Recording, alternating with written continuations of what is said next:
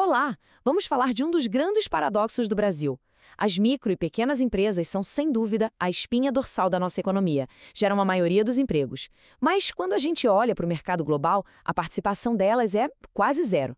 Nessa análise, a gente vai tentar desvendar por que isso acontece. E para guiar a gente nessa conversa, toda a nossa análise de hoje é baseada no texto A Micro e Pequena Empresa e as Exportações, que está no livro Prosperidade Reprimida, do autor Pedro Cascais Filho. As ideias dele vão ser o nosso mapa para entender essa questão a fundo. Bom, vamos direto ao número que está no centro de tudo. Menos de 2%. É isso. Menos de 2% de tudo que o Brasil exporta vem das micro e pequenas empresas. Pensa em toda a criatividade, em toda a produção espalhada por esse país imenso e quase nada disso consegue chegar lá fora. É um número que choca, né? E aí fica a grande pergunta, a pergunta de $1 milhão. Por quê? Porque esse potencial gigantesco está sendo, na prática, jogado fora. Com certeza, não é por falta de qualidade do produto ou de vontade do nosso empreendedor. Então, o que está acontecendo? É um quebra-cabeça que a gente precisa montar junto. Para começar a montar esse quebra-cabeça, a primeira peça é o diagnóstico. A gente precisa entender as causas, as raízes do problema. Vamos mergulhar nos motivos pelos quais o Brasil falha tanto nisso. E aqui a coisa fica interessante. De um lado, a gente tem as desculpas de sempre. Os mercados são muito longe, o brasileiro não tem cultura exportadora. Mas, segundo o autor, as causas reais são bem mais profundas. A gente está falando de uma incompetência histórica do governo, de políticas feitas sob medida para as gigantes e, principalmente, de uma desconexão total entre quem cria as regras e quem vive o dia a dia de uma pequena empresa. E essa citação do Pedro Cascais Filho resume tudo de forma perfeita. As decisões são tomadas lá em Brasília, em gabinetes com ar-condicionado, por pessoas que, segundo ele, muitas vezes não fazem a menor ideia de como é a vida real de um pequeno negócio. É nesse abismo, nessa distância, que o nosso potencial de exportação acaba se perdendo. E o ponto é que o sistema não é neutro, ele tem um lado. As políticas de exportação são pensadas para umas poucas dezenas de empresas gigantes. Os programas para os pequenos são pontuais, aparecem e somem, sem continuidade. O crédito, muito mais fácil e barato para quem já é grande. Ou seja, não existe igualdade de condições. O jogo basicamente já começa com regras diferentes para cada jogador. Certo, já entendemos o diagnóstico aqui no Brasil. Mas a pergunta é, será que o mundo todo é assim? Nem de longe. Vamos agora para a segunda parte e ver como outros países conseguiram transformar suas pequenas empresas em verdadeiras potências exportadoras. E olha só que impressionante o tamanho do nosso atraso. Enquanto o Brasil patina ali em menos de 2%, países como Estados Unidos e Canadá já passam dos 20%.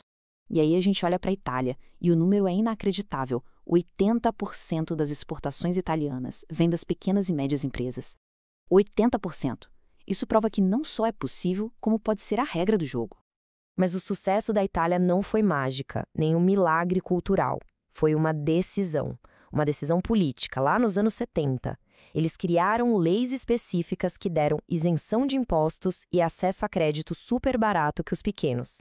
Eles não ficaram esperando a tal da cultura exportadora aparecer. Eles criaram o ambiente para que ela florescesse. E não é só a Itália, não. O Japão investe bilhões e fortalece as cooperativas. A Alemanha tem um modelo incrível de integração entre os pequenos artesãos e as grandes indústrias. A Coreia do Sul, então, é super agressiva. O governo chega a pagar por amostras e catálogos para que suas pequenas empresas sejam notadas lá fora. A gente começa a ver um padrão aqui, né? É apoio governamental intencional e estratégico. O autor conta uma história pessoal fantástica sobre uma missão comercial na Coreia do Sul. Ele visitou pequenas fábricas, algumas até mais simples que muitas que a gente tem no Brasil. Mas, quando ele via os catálogos, a apresentação, a imagem que o governo coreano ajudava a construir, aquelas pequenas empresas pareciam gigantes globais. Eles não vendiam só um produto, vendiam a imagem de um país inteiro. Então, qual é a grande lição que a gente tira desses exemplos todos? É que o sucesso das pequenas empresas na exportação não é um acidente da história ou fruto de uma cultura. É uma escolha. É o resultado direto da vontade política de entender a importância gigantesca que esse setor tem para a economia e para a sociedade. Ok, já vimos o problema e já vimos as soluções que deram certo lá fora. A pergunta agora é, Como é que a gente constrói essa ponte para o mercado externo aqui no Brasil? Vamos ver algumas propostas bem concretas que o autor apresenta. Alguém pode pensar, mas o Brasil já tem o Esporte Fácil, tem a Apex. Sim, tem. E são iniciativas importantes, sem dúvida. O Esporte Fácil ajuda muito no envio postal e a Apex faz um ótimo trabalho com consórcios. O problema é que são ações limitadas com poucos recursos que atingem uma fração minúscula das empresas. São como ilhas de boas intenções num oceano de dificuldades. Não é uma estratégia nacional. E é aí que entra uma ideia do autor que é, ao mesmo tempo, ousada e muito prática: a criação de shoppings de fábrica brasileiros no exterior.